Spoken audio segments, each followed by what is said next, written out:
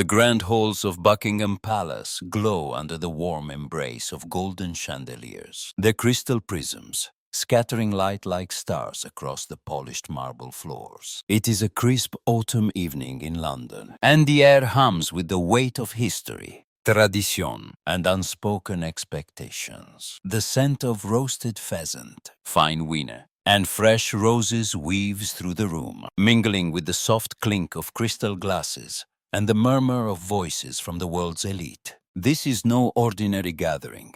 It is one of the most prestigious royal banquets, a meticulously orchestrated event where every gesture, every glance carries the potential to forge alliances or ignite an international scandal. Outside, the Union Jack flutters against the twilight sky, a silent guardian of the crown's legacy, while inside, the delicate dance of diplomacy unfolds under the watchful eyes of history. At the heart of this moment stands a figure whose name reverberates across continents. Donald Trump, former President of the United States. A man whose larger-than-life persona has redefined power in the modern age. His golden hair catches the chandelier light, his tailored suit a stark contrast to the ceremonial uniforms around him. Seated at a table adorned with silver candelabras and crimson roses, Trump surveys the room with a familiar swagger, his presence a magnet for attention. He is a guest of honor, invited to this rare assembly of royalty, diplomats, and military leaders. Yet his reputation for unpredictability casts a shadow over the evening. Across from him, British aristocracy and officers move with practiced grace, their every action steeped in centuries of protocol. The stage is set for a clash of worlds, a moment that will test the boundaries of respect, decorum, and the unspoken rules that govern such occasions. The banquet hall is a vision of opulence, a testament to the palace's enduring grandeur. Towering windows draped in velvet frame views of the city's twinkling lights, while the walls, lined with portraits of monarchs past, seem to stand in silent judgment. A string quartet plays a delicate rendition of Elgar's Nimrod, the notes floating like a gentle breeze, softening the edges of the room's formality. Liveried footmen glide between tables, their movements as precise as a military drill, serving dishes of braised venison and truffled risotto with flawless elegance. Diplomats from France, Japan, Saudi Arabia, and beyond exchange pleasantries, their smiles polished, their words carefully measured to avoid offense. The Queen's representative, a senior royal with a lineage tracing back to the Tudors, presides at the head table. Her presence a quiet anchor in the sea of power and ambition. Every detail the fold of a napkin. The angle of a wine glass has been orchestrated to perfection, a reflection of the palace's commitment to excellence and tradition. The guests are a mosaic of influenced prime ministers, ambassadors, tycoons, and scholars, each navigating the intricate web of global politics. A French envoy discusses trade with a German industrialist, their laughter measured but genuine. A Japanese minister, her kimono, a splash of silk among the dark suits, nods thoughtfully during a conversation about climate policy. A Saudi prince, his robes adorned with subtle gold embroidery, sips his water, his eyes scanning the room with quiet calculation. The British contingent, led by lords, ladies, and military officers, carries the weight of the host nation, their pride in their heritage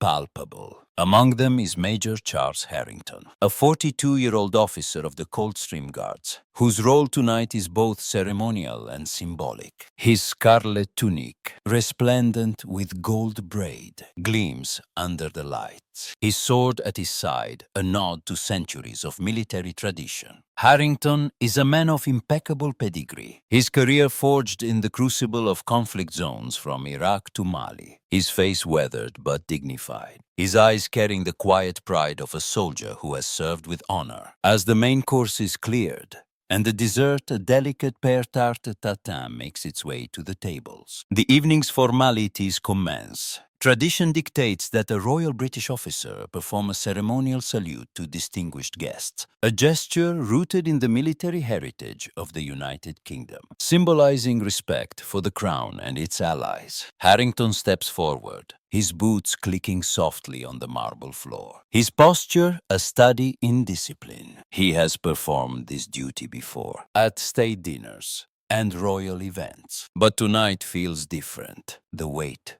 of the room, the presence of Trump, the eyes of the world, all of it presses against him. As he approaches the American's table, he stops, executes a flawless bow, and raises his right hand in a salute, crisp and precise, his gaze steady but respectful. It is a moment of quiet reverence, a bridge between nations, a nod to the shared history of two powers. Trump's response is anything but expected. Instead of acknowledging the salute with a nod, a return gesture, or even a moment of eye contact, he leans forward and extends his hand for a casual handshake. The gesture is lazy, almost flippant, accompanied by a faint smirk that seems to dismiss the formality of the moment. His eyes flicker to his aide, not Harrington, as if the officer is an afterthought, a prop in the theater of his presence. The handshake hangs in the air, unreciprocated, as Harrington's hand remains raised, his salute unwavering. The room falls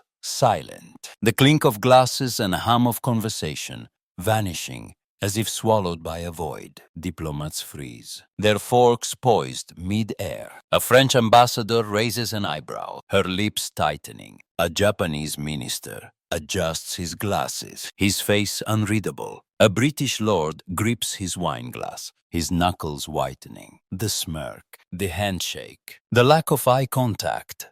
It is an invisible slap in the face of British tradition, a breach of protocol that reverberates through the hall like a thunderclap. Harrington lowers his hand, his expression a mask of professionalism, but a flicker of disappointment passes through his eyes, brief but unmistakable. He steps back, resuming his place among the officers lining the room, his posture as rigid as ever. The crowd, trained in the art of diplomacy, masks their unease with forced smiles and resumed chatter. But the tension is palpable. Whispers ripple through the tables, soft but urgent. Did he mean to offend? Does he not understand the protocol? What will the royals do? The quartet plays on, but the notes feel strained, as if the music itself is grappling with the weight of the moment. Trump, seemingly oblivious, leans back in his chair, joking loudly with an aide about a golf course deal, his laughter cutting through the strained silence like a blade.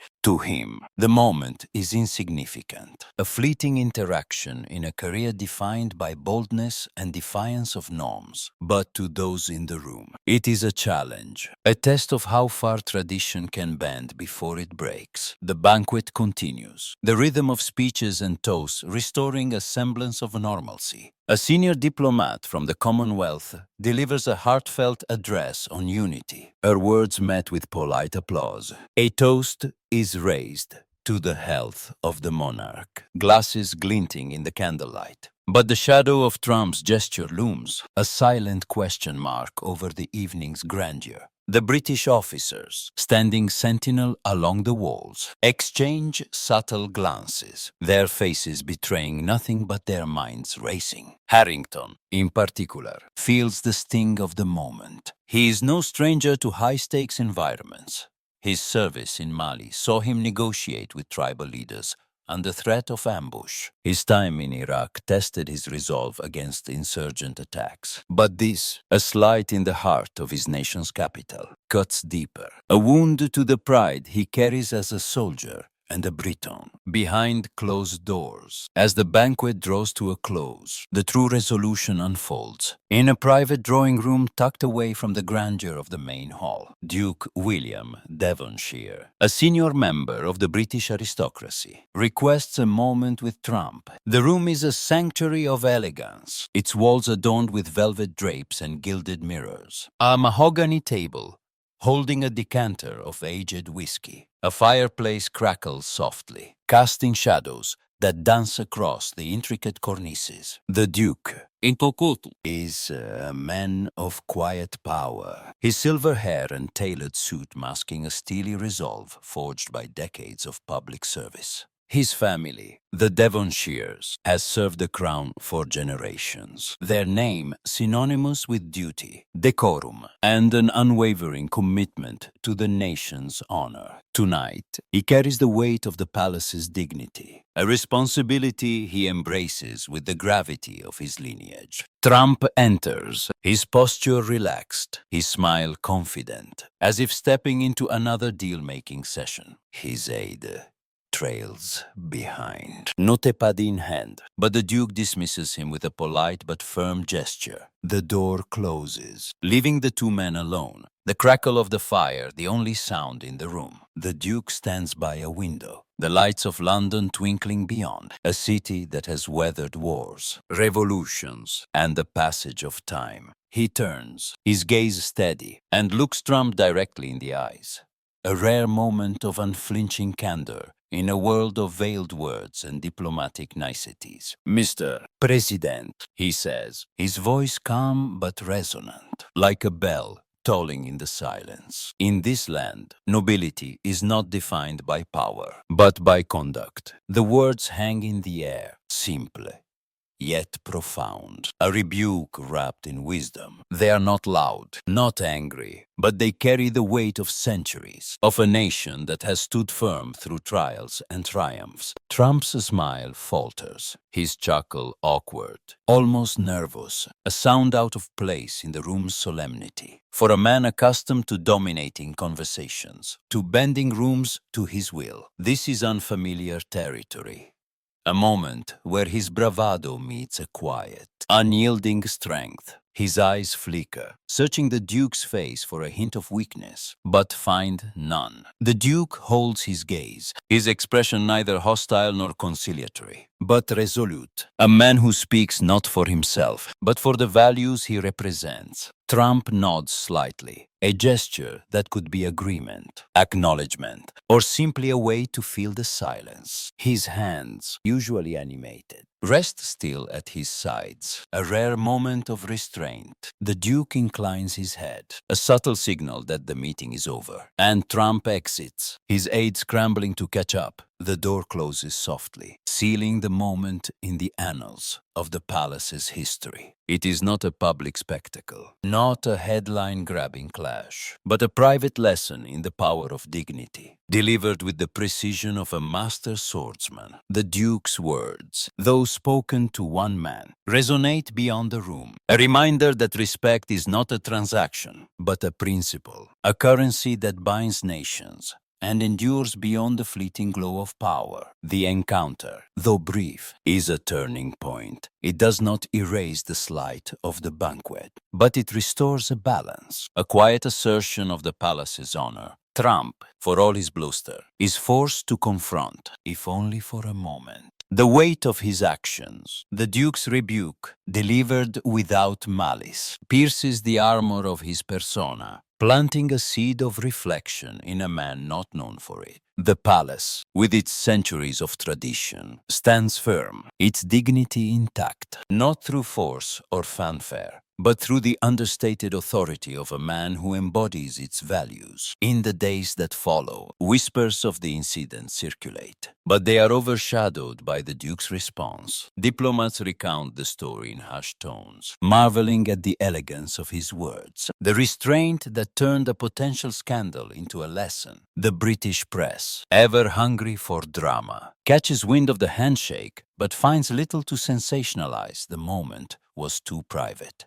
too dignified, to be cheapened by tabloid ink. Social media buzzes with speculation, some praising Trump's informality, others decrying it as disrespect. But the narrative shifts when a leaked account of the Duke's words surfaces. Nobility is not defined by power, but by conduct, becomes a quiet mantra, shared in diplomatic circles and dinner party conversations, a reminder of the values that endure. Trump, back in the whirlwind of his world, makes no public mention of the encounter. His speeches remain bombastic, his tweets as provocative as ever. But those close to him notice a subtle shift. A pause before he speaks. A moment of hesitation when protocol is mentioned. Whether it is shame, respect, or simply the lingering echo of the Duke's voice, none can say. But the moment has left its mark. He returns to Washington, his schedule packed with rallies and meetings. But the memory of that quiet room in Buckingham Palace lingers. A rare instance where his larger-than-life persona was met with something greater. Major Harrington, too, carries the moment with him. The slight stung, not for personal reasons, but for what it represented, a challenge to the traditions he has sworn to uphold. Yet, when he learns of the Duke's intervention, a weight lifts. He stands guard at the palace the next day, his salute as crisp as ever, his pride in his role renewed. His comrades, aware of the incident, offer nods of solidarity, their silence a testament to their shared commitment. Harrington thinks of his father, a naval officer who taught him the value of duty, and of the soldiers he led in Mali, whose trust he earned through respect. The banquet, for all its tension, is a reminder that tradition is not just ceremony, but a living force, a thread that binds the past to the present. The Duke, as always, remains a figure of quiet strength. He returns to his duties: charity boards, estate management, advising the crown without fanfare. His words to Trump were not for public consumption, not a bid for glory, but a duty he felt compelled to fulfill. He thinks of his grandfather, a general who served in the Great War, and of the lessons passed down through generations. That true nobility lies in service, in the choices made when no one is watching. The banquet, for him, is but one moment in a life dedicated to those principles, a fleeting chapter in the story of a family that has weathered centuries. The guests of that night carry their own memories. The French ambassador, her composure unshaken, writes a dispatch to Paris, noting the Duke's deft handling of the situation. The Japanese minister, reflecting on the incident, draws parallels to the rituals of his own culture, where respect is a cornerstone of harmony. The Saudi prince, intrigued by the understated power of the British aristocracy, mentions the story to his advisors, a lesson in the art of influence. The British lord, his initial anger softened, raises a glass to the Duke at a private club. His respect deepened by the encounter. The banquet, for all its grandeur, is defined not by its menu or its music, but by the quiet drama that unfolded within its walls. The story of that evening is more than a diplomatic footnote. It is a parable of our times, a reminder that in a world of noise and spectacle, the quietest gestures often carry the greatest weight. A salute, a handshake, a few well-chosen words. They are not mere formalities, but expressions of values that transcend borders and eras. In the gilded halls of Buckingham Palace, where history watches from every corner, respect is not just a courtesy, but a currency, a bridge between nations, a legacy that outlives the moment. The Duke's words, spoken in a firelit room, echo beyond the palace, a call to all of us to consider the weight of our actions, the legacy of our conduct, the power of a single gesture to shape the world. Buckingham Palace resumes its rhythm, its halls filled with new events, new faces, new stories. The chandeliers gleam, the portraits stand sentinel, and the Union Jack flies high, a symbol of a nation that bends but does not break. The banquet fades into memory, but its lesson endures, a testament to the strength of tradition, the power of dignity, and the enduring truth